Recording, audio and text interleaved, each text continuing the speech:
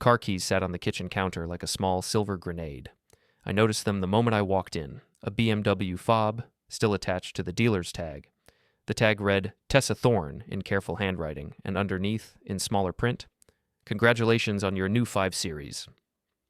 I set down my laptop bag and stared at those keys for a long moment, feeling something cold and sharp settle in my chest. Not anger, not yet, just recognition. The kind you get when you've suspected something for years and finally see the proof laid out in front of you like evidence at a trial. Before we dive deeper into this story, I have one small request. Please subscribe, drop a like, comment, and hit that hype button to boost this channel so more people can discover these incredible Reddit stories. Silas, you're home. My mother's voice rang out from the living room, bright and performative. Diane Thorne had a teacher's voice, clear, commanding, designed to cut through classroom noise. She used it at home the same way she used it at work, to control the narrative. I picked up the keys, letting them dangle from one finger. Mom, when did Tessa get a new car? Diane appeared in the doorway, drying her hands on a dish towel. She was 54 but looked younger, her blonde hair cut in a professional bob, her posture perfect. She smiled at me the way she smiled at parents during conference week, warm but distant, like I was someone else's problem she was trying to solve. Oh, isn't it wonderful? She needed something reliable for all her meetings. The influencer space is so competitive, you know. Image matters.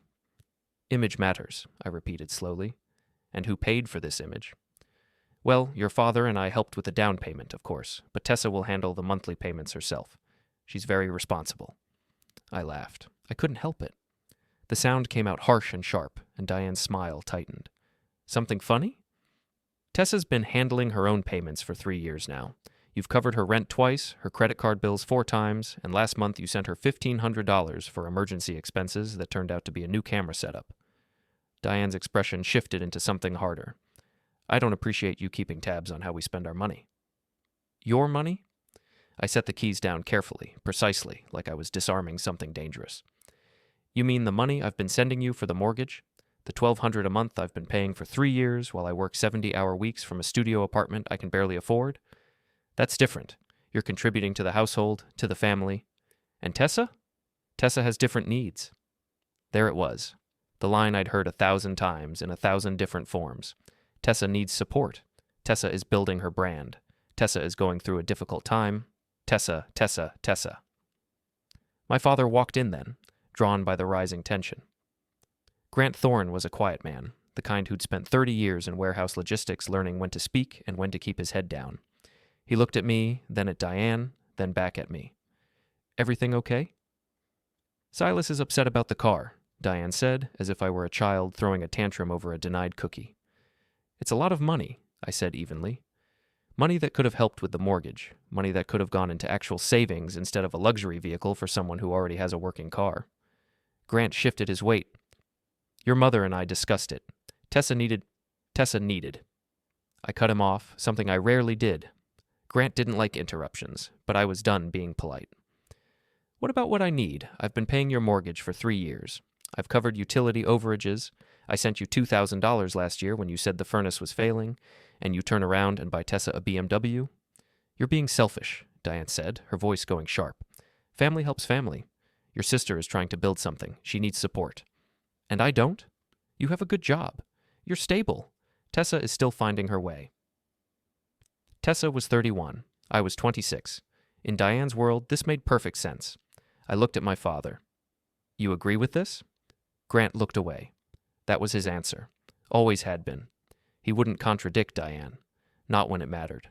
Not when I needed him to. I need some air, I said. I walked out the back door into the small yard, breathing hard. The evening was cool, early autumn creeping in around the edges. I'd come to visit for the weekend, thinking maybe we could have a normal family dinner.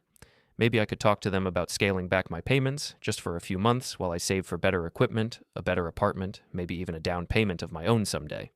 Instead, I'd walked into this. I pulled out my phone and scrolled through my banking app. The numbers didn't lie. $1,200 a month, every month, for 36 months. $43,200. That didn't include the furnace money, the emergency transfers, the times I'd covered their insurance premium when they claimed the payment hadn't gone through, $43,000, and my sister got a BMW. I heard the back door open. Tessa stepped out, and I felt my jaw tighten.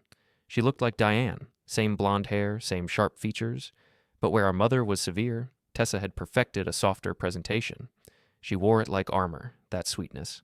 Made people want to help her. "Hey, little brother." Her voice was warm, casual, like we were friends catching up. "Mom said you were upset." "Did she?" Tessa sat down on the porch step beside me, uninvited. "Look, I know the car thing seems like a lot. It is a lot. But I really needed it. My old Honda was falling apart, and with all the networking events I have to attend, I can't show up in something that screams broke. You understand that, right?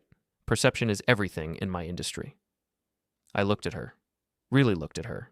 She believed what she was saying. She genuinely thought this made sense.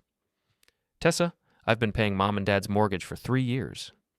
"I know, and that's amazing. Really generous." "Generous." I turned the word over in my mouth like it was something rotten. It wasn't generous. They told me they were struggling. They told me they needed help, or they'd lose the house.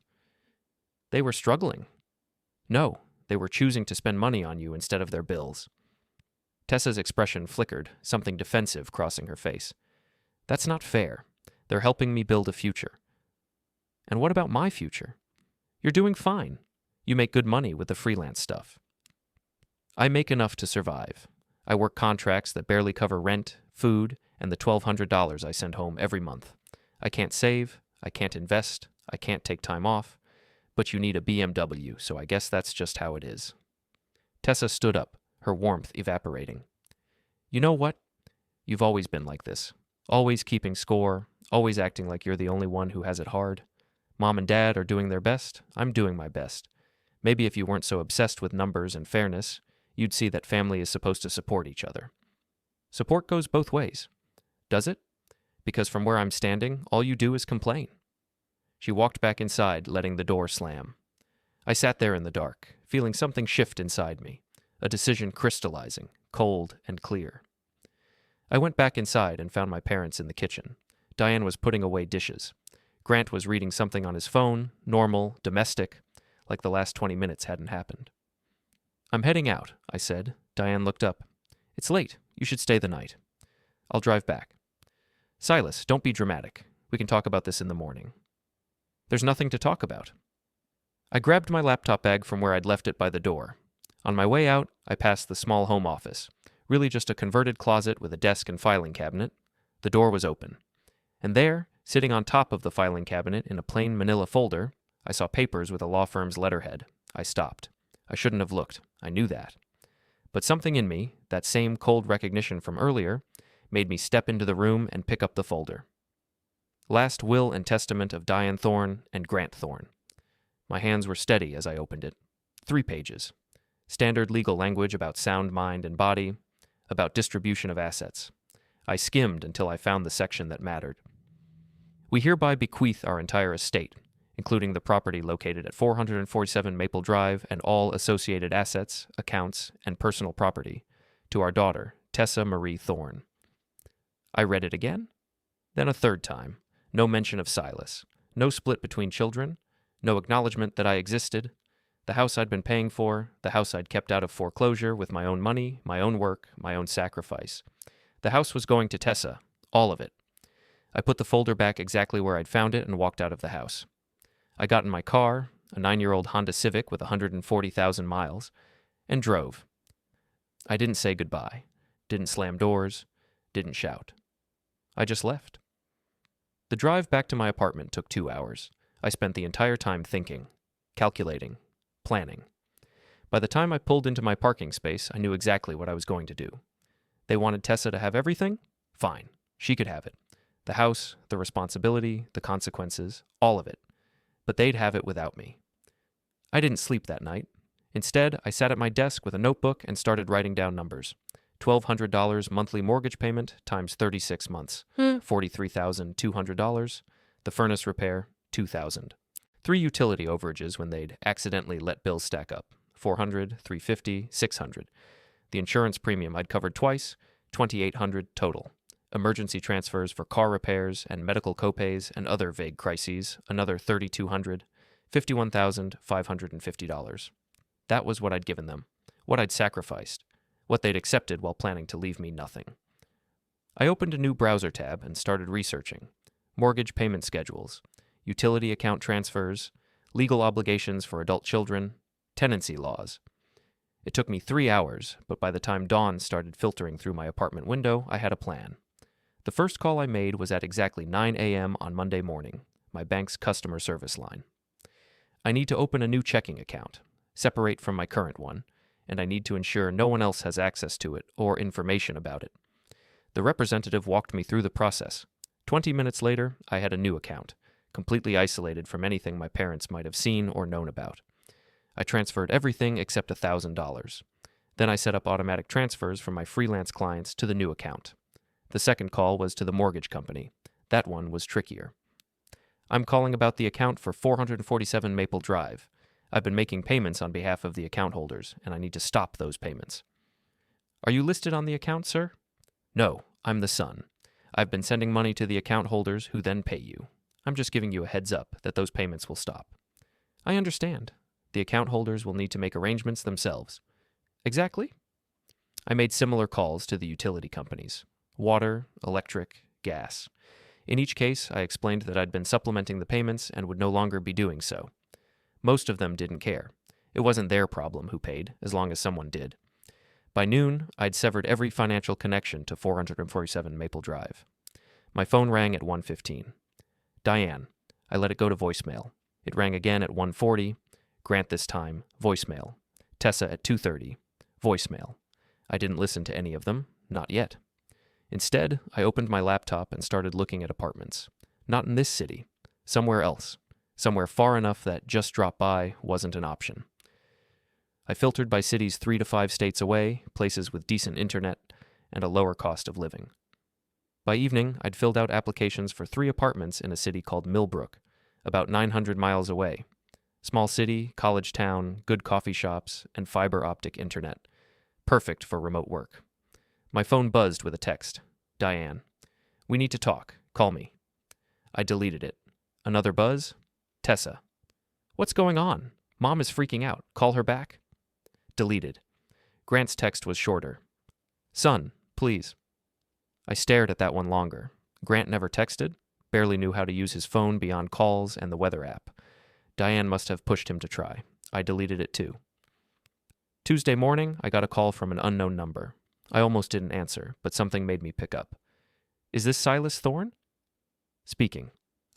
This is Owen Mercer from Millbrook Property Management. I'm calling about your application for the unit at Riverside Apartments. Are you still interested? Absolutely. Great. I have a few questions about your employment and references. Owen had a practical voice, straightforward and efficient. I liked him immediately. He didn't waste time with small talk or unnecessary questions. We went through my freelance work history, my current contracts, my income stability. I'd been doing software development for 5 years, app maintenance, security patches, automation scripts for small businesses. The work was steady enough to satisfy a property manager's requirements. Everything looks good, Owen said. I can have the lease ready by Friday if you want to sign electronically. First month, last month, and security deposit comes to $4,100. Much better than what you're paying now, I imagine. Much better, I agreed. My current place was $1,600 a month for a studio barely bigger than a storage unit. I'll email the paperwork. Welcome to Millbrook, Silas. After I hung up, I sat back and let out a long breath. It was really happening. My phone rang again.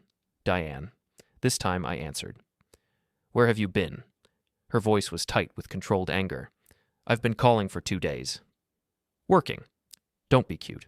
We need to discuss what happened this weekend. There's nothing to discuss. Silas, your father and I are very disappointed in how you acted. Walking out without a word, ignoring our calls. That's not how family behaves. I almost laughed. Family. Right. What's that supposed to mean? It means I saw the will, Mom. Silence, long enough that I checked to make sure the call hadn't dropped. You went through our private papers. They were sitting on the filing cabinet, but sure, let's focus on that instead of the content. Those are our decisions to make. How we distribute our assets is our business. You're right. It is your business, and paying your mortgage is my business, which is why I'm stopping. Stopping what? The payments, all of them. Mortgage, utilities, emergency transfers, everything. You can't do that. Her voice went sharp. We have an agreement. No, Mom. You told me you were struggling, and I helped. But you weren't struggling. You were choosing to spend money on Tessa instead of your bills. That's not struggling. That's priority management. And I'm no longer your priority, so you're no longer mine. This is about the car. You're throwing a tantrum because your sister got something nice. This is about 47 pages of legal documents that make it very clear where I stand in this family. Silas. Her voice changed, went softer. This was her concerned teacher voice, the one she used on troubled students. You're upset, and I understand that. But you need to think about what you're doing. Your father and I are counting on that money. Then you should have thought about that before writing me out of your will. The will doesn't mean we don't love you. Just that you don't value me. Got it. Don't twist my words. I'm not twisting anything. You made your choice. Now I'm making mine. I hung up. The phone rang immediately. I turned it off. Wednesday, I received the lease paperwork from Owen. I read through every page carefully, checking for hidden fees or weird clauses. Everything looked standard. I signed electronically and transferred the deposit and first 2 months' rent. Thursday, I gave notice to my current landlord. 30 days, but I plan to be out in 2 weeks. Friday afternoon, my phone vibrated with a voicemail notification.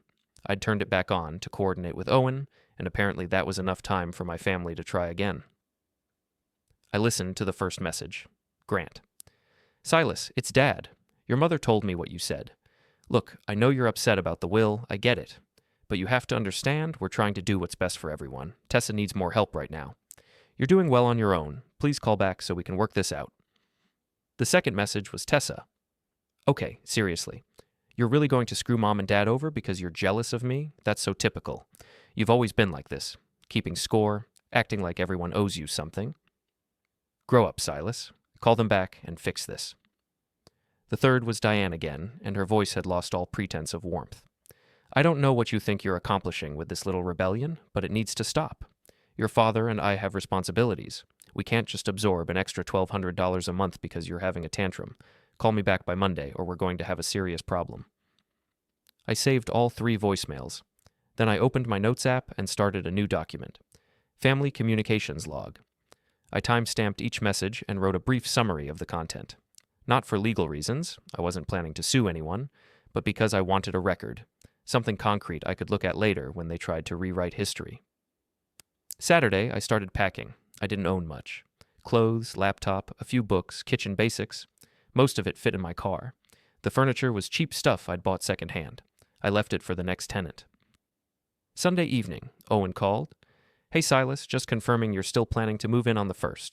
I'll have keys ready for you. I'll be there. Great. Also, I wanted to give you a heads up about something. The reason I'm calling instead of just texting. Okay? I've been doing this job for 6 years. Property management, lease agreements, tenant situations. I've seen a lot of people move for a lot of reasons. And I can usually tell when someone's running from something versus running to something. I didn't say anything.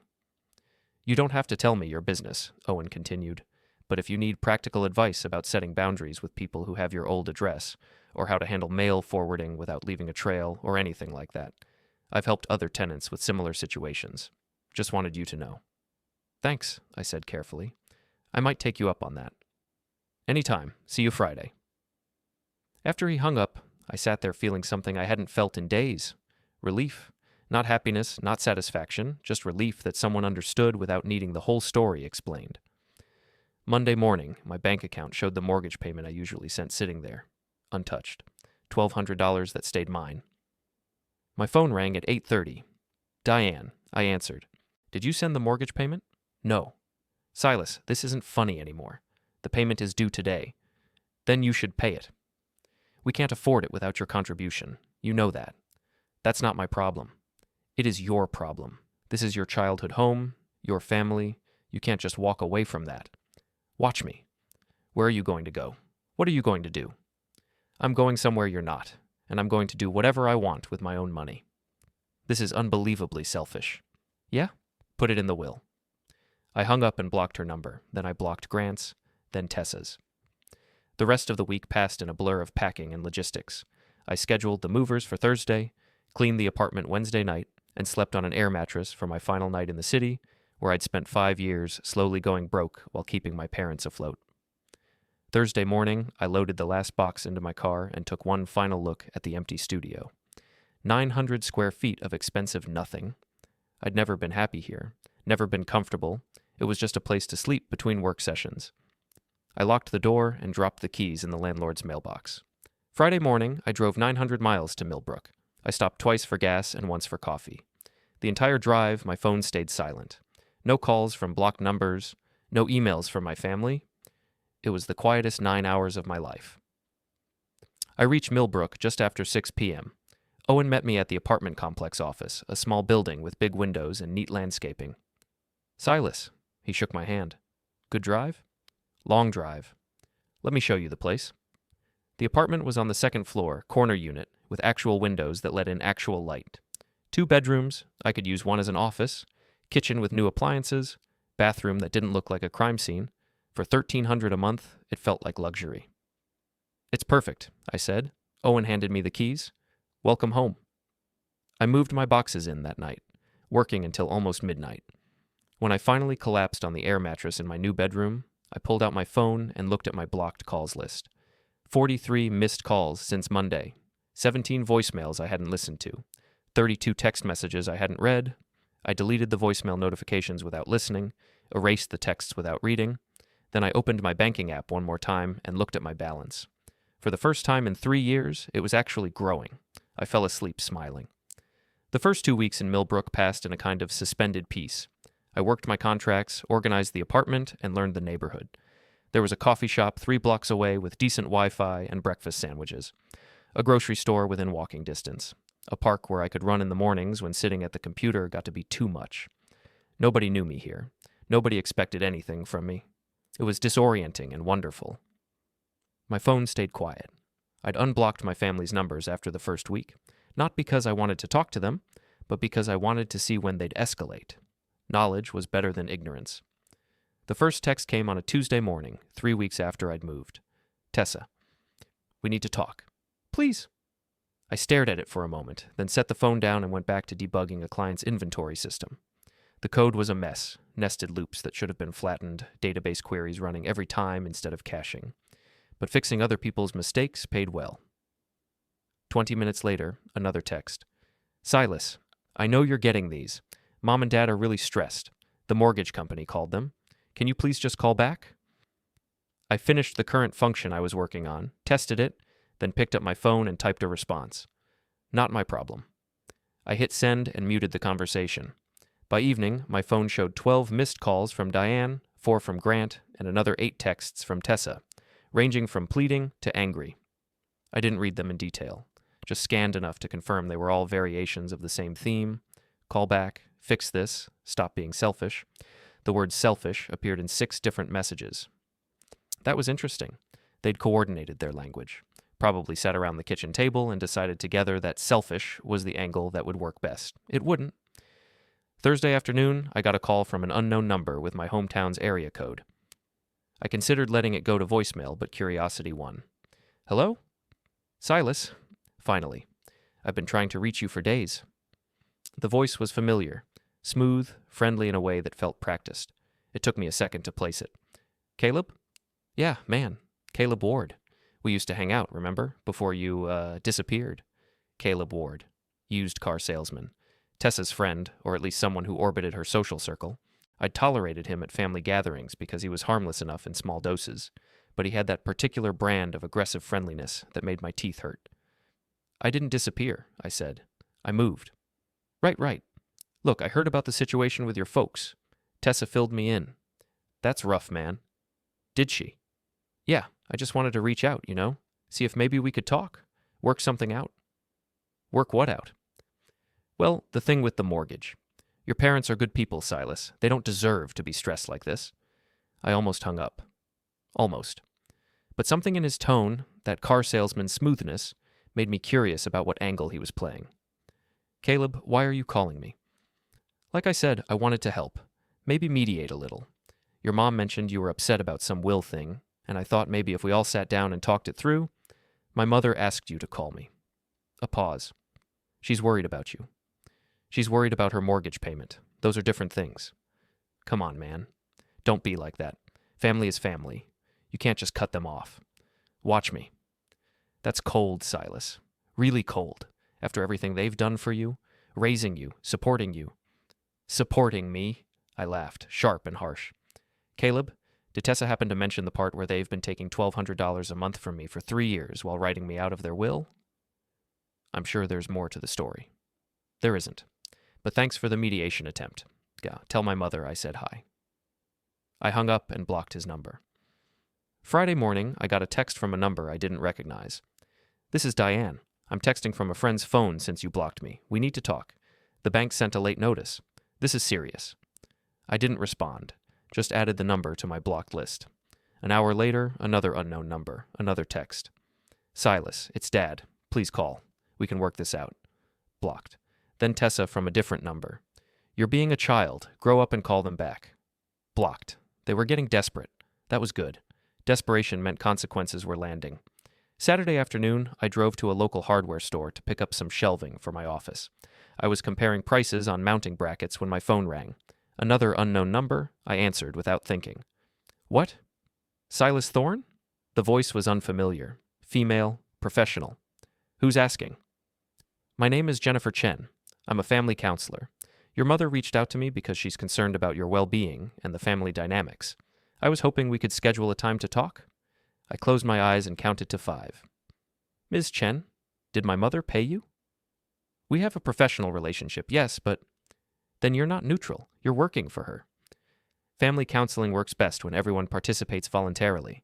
I'm not here to take sides. I just want to help facilitate communication. Here's some communication. I don't want a relationship with people who value me so little they wrote me out of their will while taking my money. Is that clear enough? It sounds like there's a lot of hurt on both sides. That's exactly why counseling could help. There aren't both sides. There's my side, where I'm trying to build a life, and their side, where they're trying to manipulate me back into funding theirs. Tell my mother the answer is no. I hung up and immediately blocked the number. The shelving brackets in my hand felt suddenly heavy. I put them back on the shelf and left the store without buying anything. By the time I got back to my apartment, I was furious. Not the hot, explosive kind of fury, the cold, calculating kind. The kind that made plans. I sat down at my computer and opened a spreadsheet. Time to document everything. Sheet 1. Payments made. Every mortgage payment, every utility supplement, every emergency transfer. I had bank statements going back 3 years. I imported the data and created a summary table. $51,550. I added a column for what that money would be worth now if I'd invested it conservatively. $58,200. Sheet 2. Promises made. This one was harder because most of the promises had been verbal, but I documented what I could remember. We're struggling. We might lose the house, just until we get back on our feet. We really appreciate this, son. Sheet 3. Will distribution. Simple. Tessa. Everything. Silas. Nothing. Sheet 4. Current status. I listed their monthly obligations versus their monthly income based on what I knew. Without my $1,200, they were running a deficit of about $900 a month. They'd been covering the gap with savings or credit cards. That couldn't last forever. I saved the spreadsheet and backed it up to 3 different locations. Then I opened a new document and started writing. Not a letter, not a message. Just a record of facts. What happened, when it happened, who said what. I wrote for 2 hours straight, barely stopping. By the end, I had 12 pages of single-space documentation. I saved that too, backed it up, encrypted the file. Sunday morning, I went for a run in the park. 5 miles, pushing harder than usual, trying to burn off the residual anger. The park was busy. Families with kids, couples walking dogs, college students throwing frisbees, normal people doing normal things. I wondered if they had families who valued them. When I got back to my apartment, sweating and tired, there was someone sitting on the stairs outside my building. Caleb Ward. I stopped, stared. He stood up, hands raised in a placating gesture. Don't freak out. I just want to talk. How did you find me? Your mom gave me the address. Look, I drove 9 hours to get here. Just give me 5 minutes. Every instinct told me to walk away. Call the police if necessary. But curiosity won again. I wanted to know what they thought this would accomplish. You've got 3 minutes. Talk. Caleb smiled, relieved. Can we go somewhere? Get coffee or something? Right here is fine.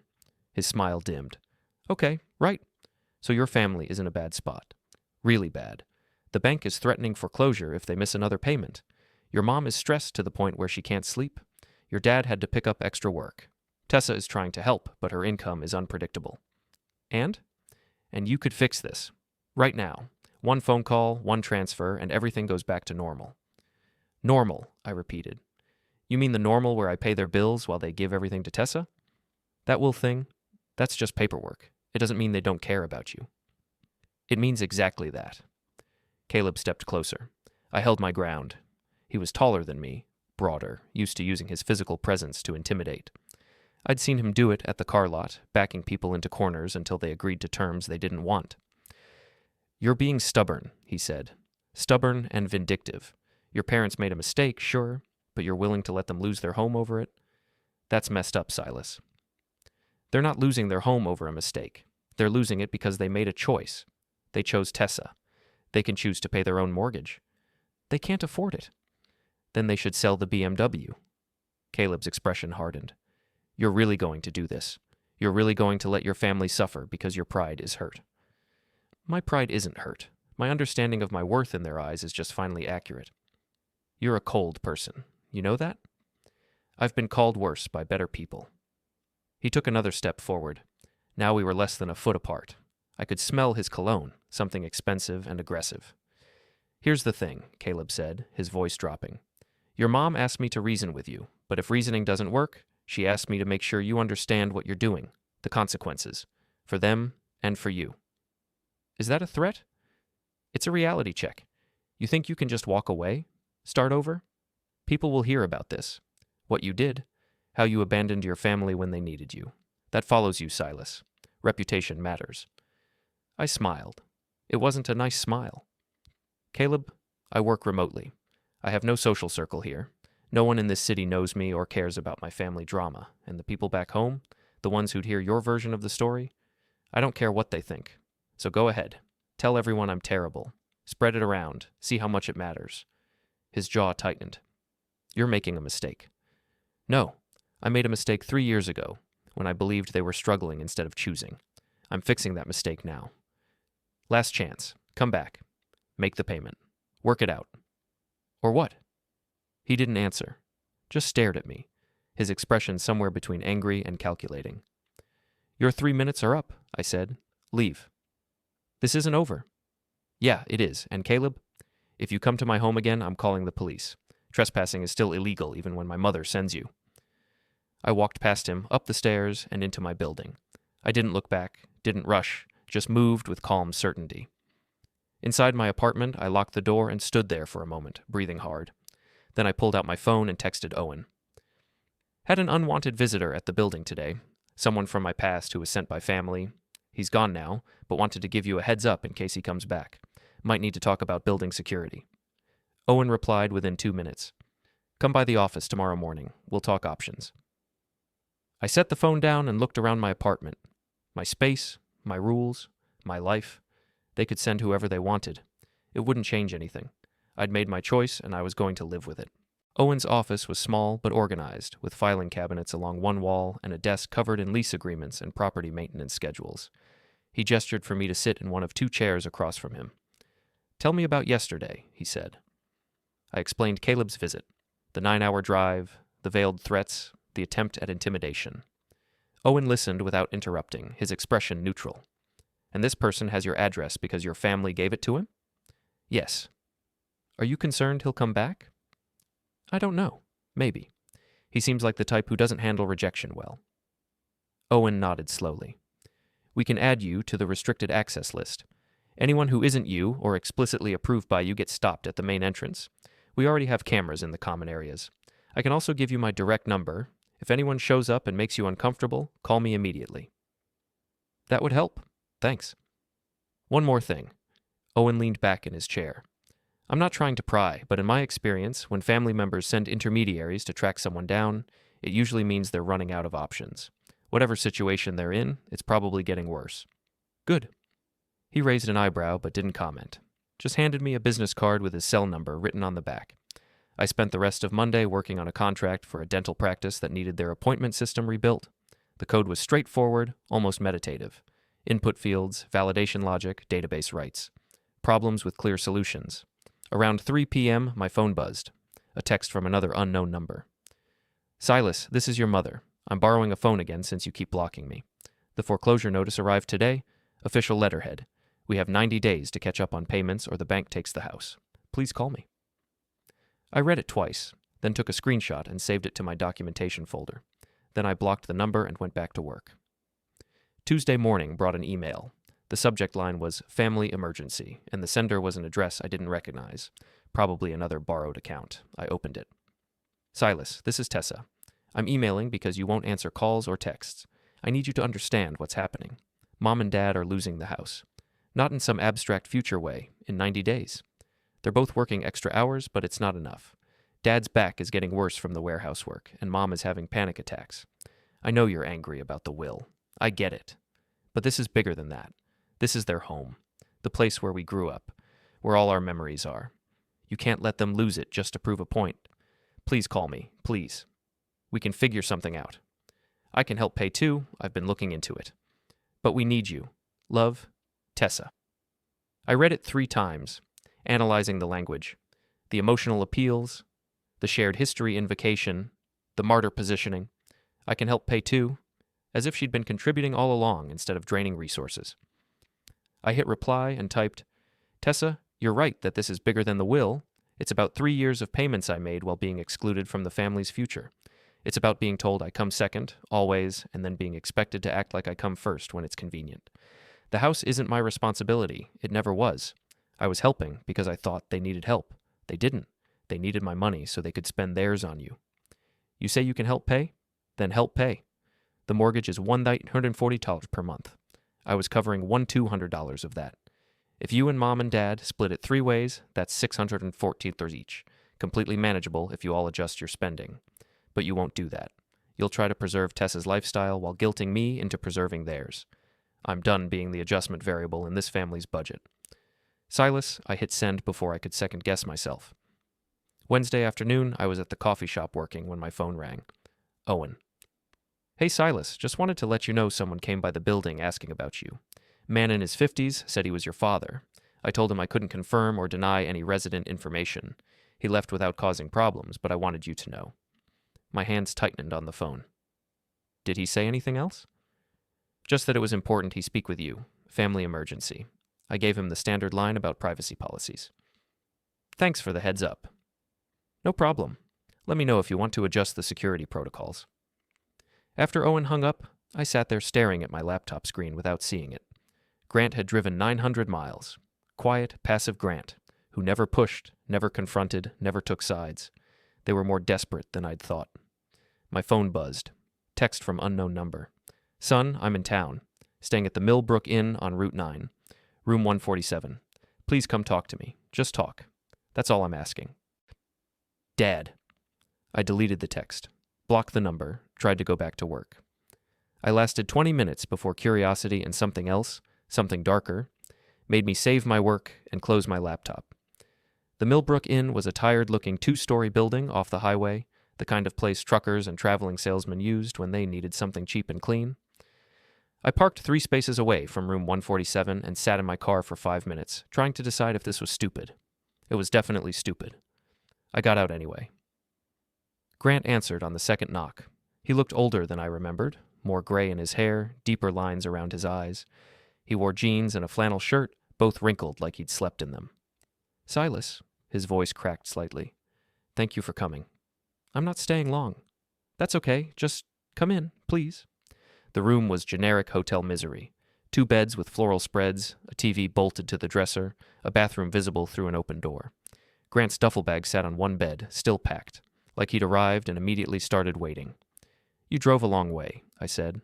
I had to. You won't answer calls, won't respond to messages. He sat on the edge of the bed, hands clasped between his knees. Your mother wanted to come too, but I thought maybe you'd talk to me if it was just us. Talk about what?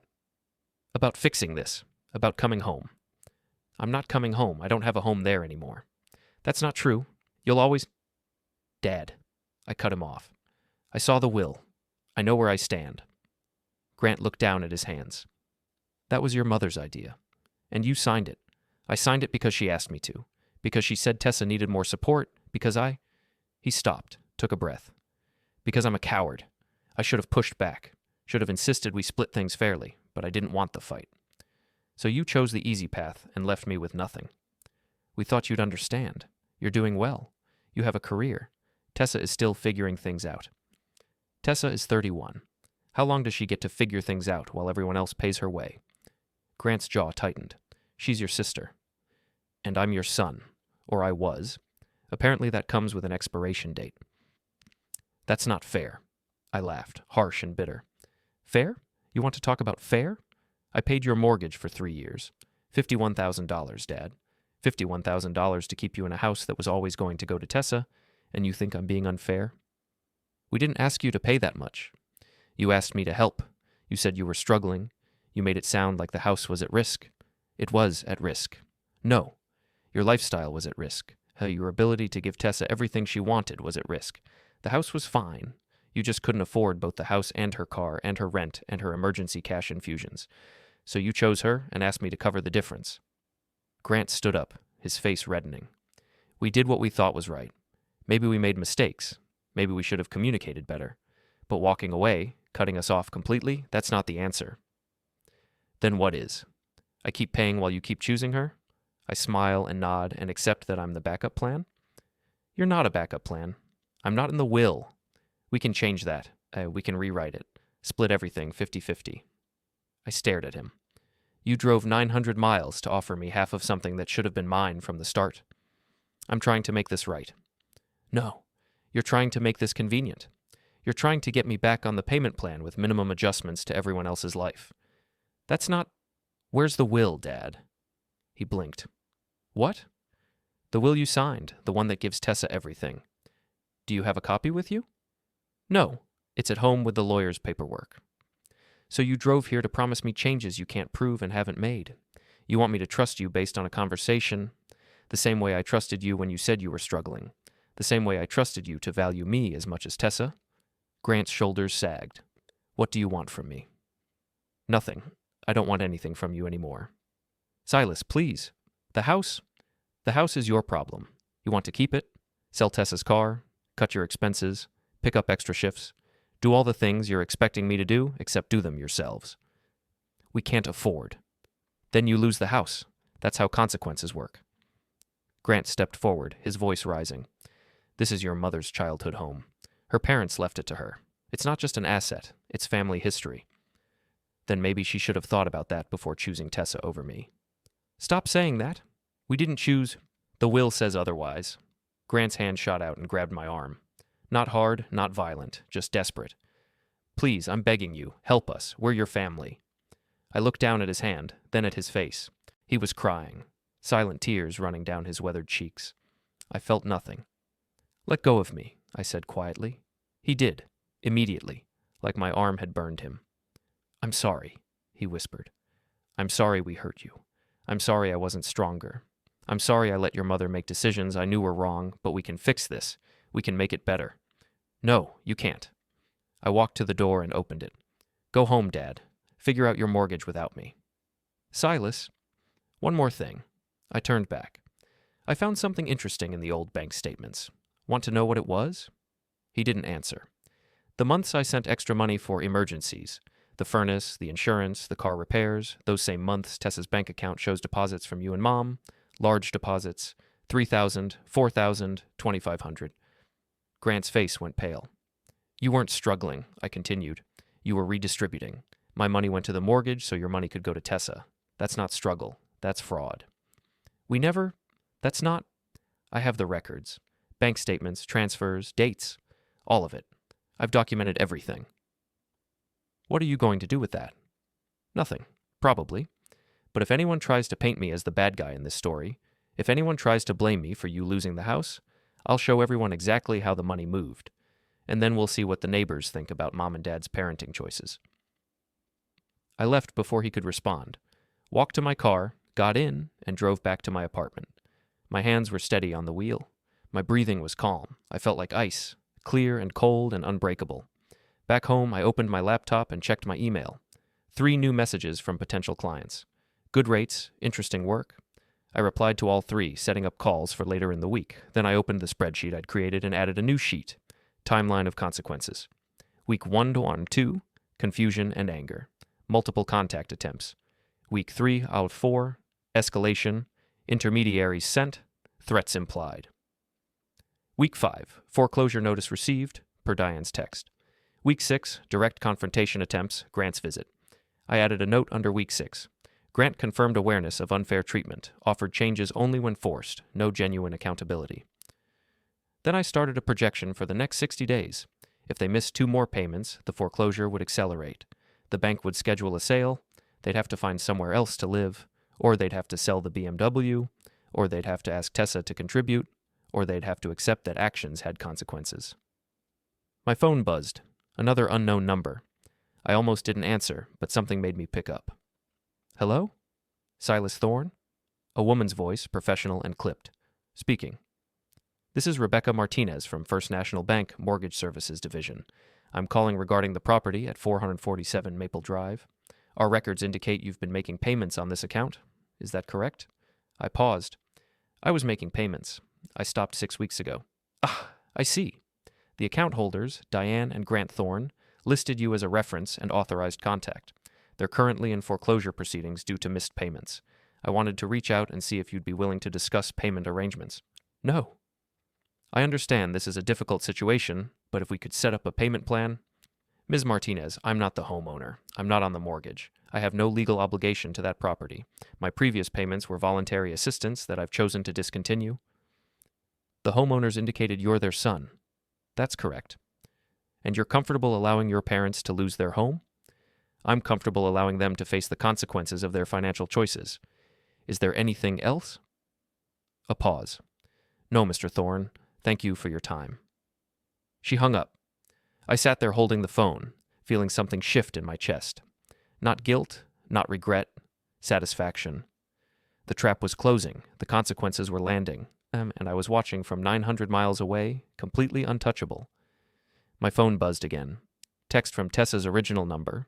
She must have gotten it unblocked somehow. Dad came back crying. I don't know what you said to him, but you're a monster. We're going to lose everything because you're too proud to forgive. I hope you're happy. I read it 3 times. Then I typed a response. I'm not proud. I'm just done being the one who pays for your happiness. Good luck with the car payments. I hit send and blocked her number again. Then I went back to work. 8 weeks after I'd moved to Millbrook, I got a call from a number I didn't recognize. I'd started answering unknown calls again, too many potential clients, too many legitimate reasons for strangers to contact me. The family had gone quiet for almost 2 weeks, which meant they were either regrouping or collapsing. Hello? Mr. Thorne? This is Kevin Bradford from Riverside Property Solutions. I'm handling the sale preparation for 447 Maple Drive. Your parents listed you as someone who might have belongings stored at the property. I wanted to coordinate a time for you to collect anything before we proceed with staging. I set down my coffee carefully. Sale preparation? Yes, sir. The property is scheduled for foreclosure auction in 32 days.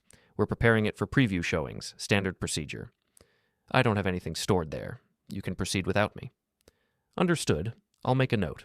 Thank you for your time. He hung up. I sat there staring at my phone, doing the math.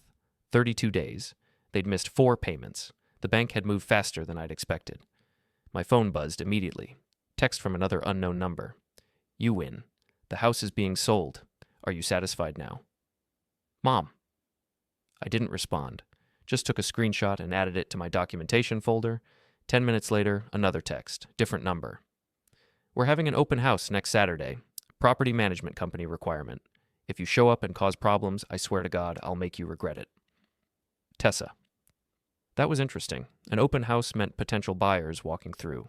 Neighbors seeing the foreclosure. Public humiliation for Diane, who'd spent years cultivating her image as the perfect teacher, the perfect mother, the perfect community member. I saved that text too. Then I opened a new browser tab and searched for the address.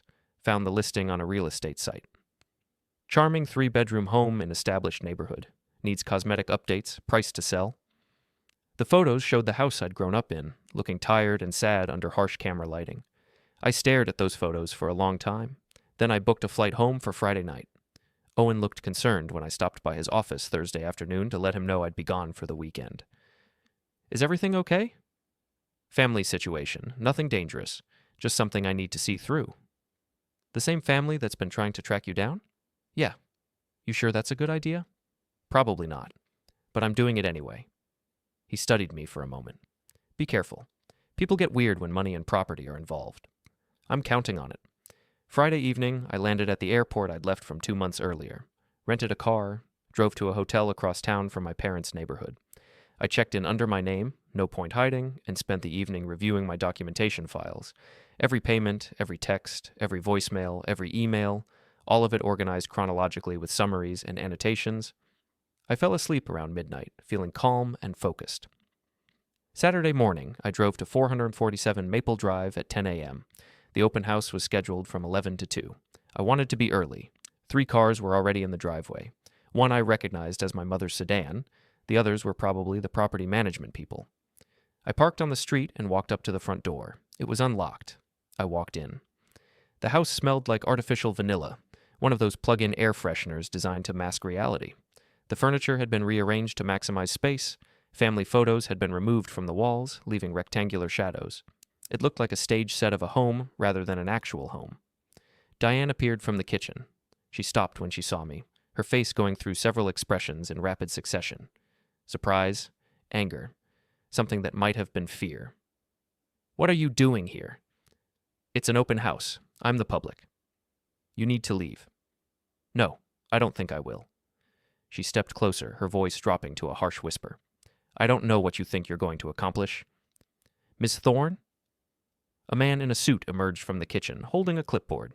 Mid-40s, professional smile, realtor energy. The staging team is just finishing up. We should be ready to... Oh, he noticed me. Hello, you're early. The open house doesn't start until 11. I'm not a buyer, I said. I'm the son. The realtor's smile flickered. Ah, I see. Well, if you'll excuse us, we have preparations to finalize. Of course. I'll just look around, check out the memories. Diane's hand shot out and grabbed my arm. Silas, outside, now. I followed her out to the front porch. She shut the door behind us and rounded on me. Why are you here? To watch. Watch what? Consequences. Her face flushed. You're enjoying this. You're actually enjoying seeing us lose everything. I'm not enjoying it. I'm just not stopping it. Because you're cruel. Because you'd rather see your family suffer than forgive a mistake. It wasn't a mistake, Mom. It was a choice. 3 years of choices. And now you're making different choices because I'm not around to subsidize the ones you prefer. We're going to lose the house. I know. This is your childhood home. It was never mine. The will made that clear. Diane's voice rose. So that's it? One document and you throw away everything? All the years we raised you, supported you, loved you? You didn't support me. I supported you, financially, for 3 years, while you spent your money on Tessa. She needed help. And I didn't? You were fine. I was drowning. I was working 70-hour weeks to cover my rent and your mortgage and still have enough left over for food. I had nothing saved, no emergency fund, no retirement, no future. But I was fine because I wasn't asking for BMWs. A car pulled up.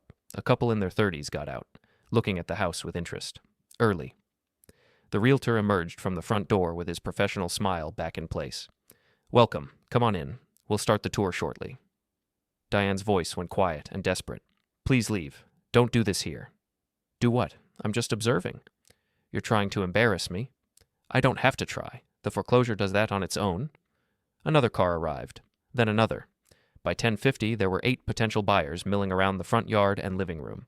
The realtor was giving his speech about the home's potential, the established neighborhood, the excellent school district.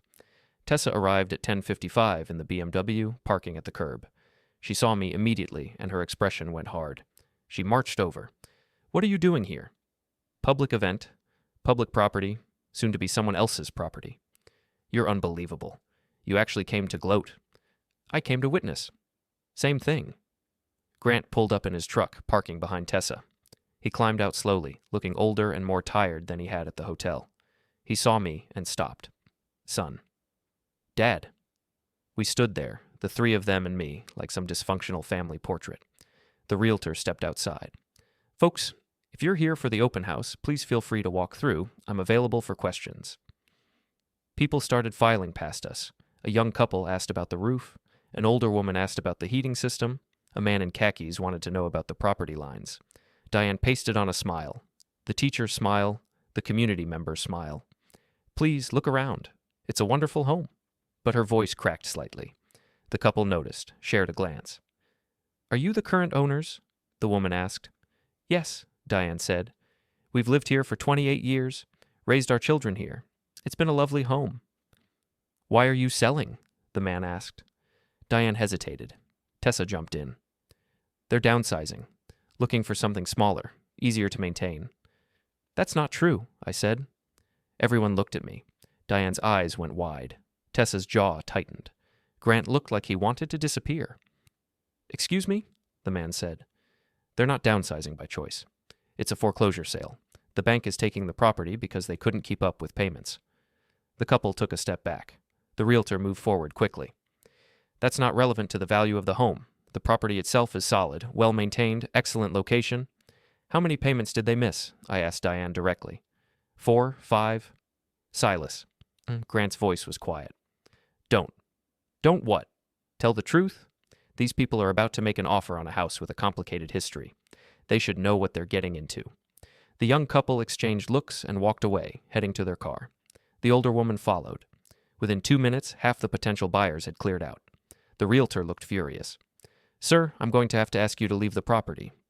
I'm on the sidewalk, public space. You're interfering with a legitimate business proceeding. I'm providing information to potential buyers. That's called transparency. Diane's voice came out strangled. Why are you doing this? You wanted me to come home. Here I am. To ruin us? To destroy what little we have left? You destroyed it yourself. I'm just declining to fix it. Tessa stepped between us, her voice shaking with anger. You're pathetic. Seriously. This is what makes you feel powerful. Sabotaging an open house? I didn't sabotage anything. I just told the truth. You're the ones who decided foreclosure was preferable to selling the BMW. The car is my livelihood. No, the car is your image. Your livelihood is whatever hustle you're currently pretending is a career, and it's not worth this house. You don't get to judge my choices. You're right, I don't, but I get to stop funding them. The realtor was on his phone, talking in low, urgent tones, probably calling his boss or maybe the police. I didn't care. Grant stepped forward. Silas, please, can we talk? Just the two of us? We talked at the hotel. Remember, you offered me half of something that should have been mine from the start. I declined. I'm trying to make this right. You can't. It's too late. The house is gone. The relationship is gone. All of it is gone. A police car pulled up. Officer getting out, approaching the realtor. They talked briefly. Then the officer walked over to us. We've had a complaint about a disturbance. What's going on here? The realtor spoke first. This man is interfering with a property showing, making false statements to potential buyers. They weren't false, I said calmly. The house is in foreclosure. That's public record. I simply shared that information. Are you the property owner? The officer asked me. No, I'm the son of the property owners. And do they want you here? No, Diane said immediately. We want him to leave. The officer looked at me. Sir, I'm going to ask you to move along. You're on private property without permission. I'm on the sidewalk. The sidewalk is fine, but if you continue to interfere with their business, I'll have to cite you for disturbance. I held up my hands. Understood. No problem. I walked to my rental car and got in, but I didn't drive away, just sat there, watching. The remaining potential buyers trickled out over the next 20 minutes. None of them looked interested. The realtor packed up his materials, had another heated conversation with Diane, and drove away. Tessa and Grant went inside. Diane stood on the porch for a long moment, staring at my car. Then she walked over. I rolled down the window. Are you satisfied? She asked. Not yet. What more do you want? We're losing everything. Isn't that enough? I want you to say it. Say what? That you chose Tessa over me, that you took my money while planning to give her everything, that you used me. I didn't use you. Say it, Mom. Just once. Be honest. Her face crumpled. For a moment I thought she might actually do it, might actually acknowledge the truth. Instead, she straightened up and her expression went cold. You're not welcome here anymore. Not at this house, not in this family. We're done with you. You were done with me when you signed the will. I'm just catching up. She walked away. I sat there for another hour, watching the house, watching them load boxes into Tessa's BMW, watching Grant carry out bags of belongings, watching Diane direct everything with her teacher voice, maintaining control even as it all fell apart. Finally, I drove back to the hotel. That night, I got an email from Tessa. You think you won. You think you proved something today. But all you proved is that you're bitter and small and incapable of forgiveness. We're going to recover from this. We're going to rebuild, and you're going to be alone with your righteousness and your spreadsheets and your precious documentation. I hope it keeps you warm. I read it twice. Then I typed a response. I'm not bitter. I'm just done being the person who pays for your mistakes. Also, your car is going to be repossessed within 3 months unless you actually figure out how to make those payments yourself. Good luck. I hit send and closed my laptop. Tomorrow I'd fly back to Millbrook, back to my apartment, my work, my life. But tonight, I'd accomplished what I came for. I'd watched them face reality without me there to cushion it, and it felt exactly like justice. I didn't fly back to Millbrook on Sunday as planned. Instead, I extended the rental car and sent a text to all 3 of them from my regular number.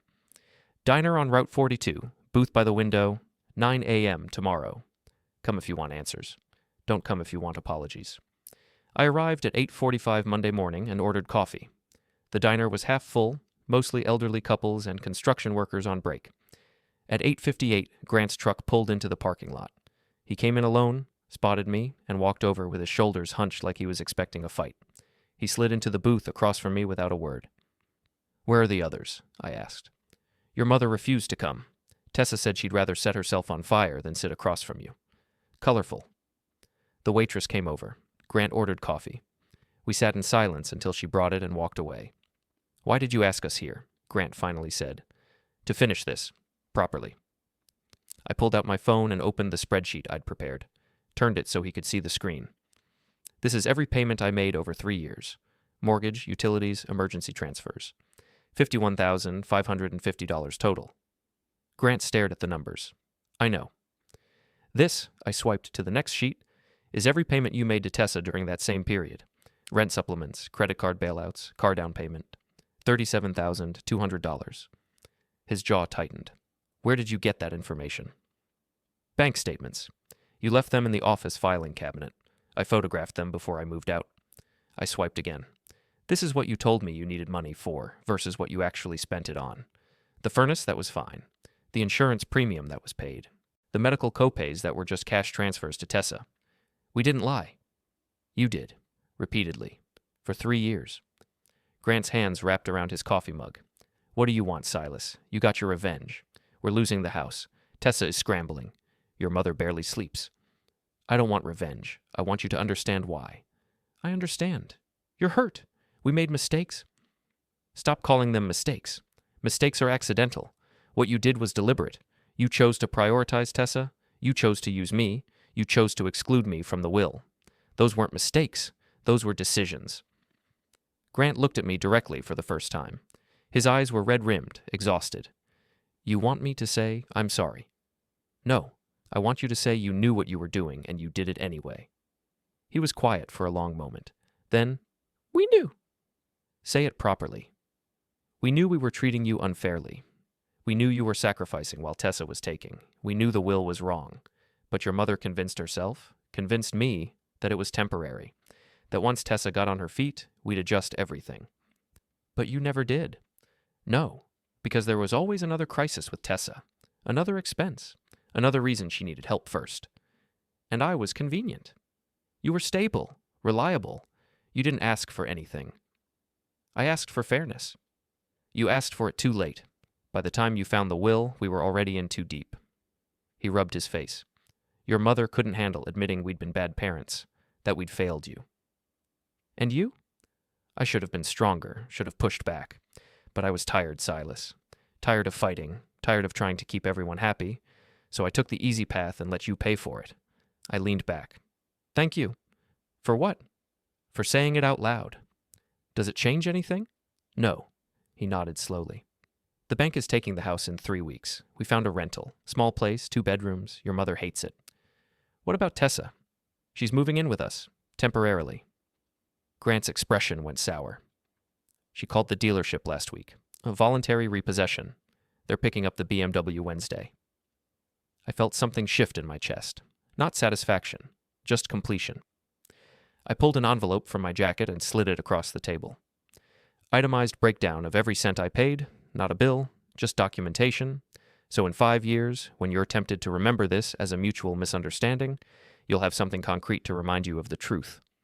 Grant picked up the envelope slowly. You've become hard. No, I've become clear. Is there any chance we could fix this someday? I thought about that. Really thought about it. I don't know. Right now, no. But maybe after you've lived with the consequences long enough to actually understand them. Maybe then. That's something, I guess. It's more than you gave me. Grant stood up, leaving cash on the table. For what it's worth, I'm proud of you. The work you're doing, the life you're building. You're stronger than I ever was. I had to be. You didn't leave me a choice.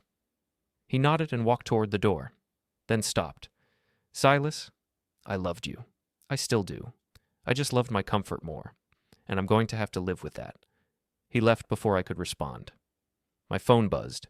Text from an unknown number. Dad told me about the meeting, but you're still the one who burned it all down instead of trying to fix it. That's on you. Tessa. I typed back. I didn't burn anything down. I just stopped rebuilding what you kept breaking. I blocked the number. Another text. Different number. You're a coward. You ambushed your father with spreadsheets instead of facing me. You don't want family, you want submission. Pathetic. Mom. I stared at that one. Diane hadn't come because accountability was impossible for her. She'd rather lose everything than admit fault. I blocked the number and left the diner. By evening, I was back in Millbrook. Owen had texted about a package delivery. The coffee shop was advertising a new seasonal drink.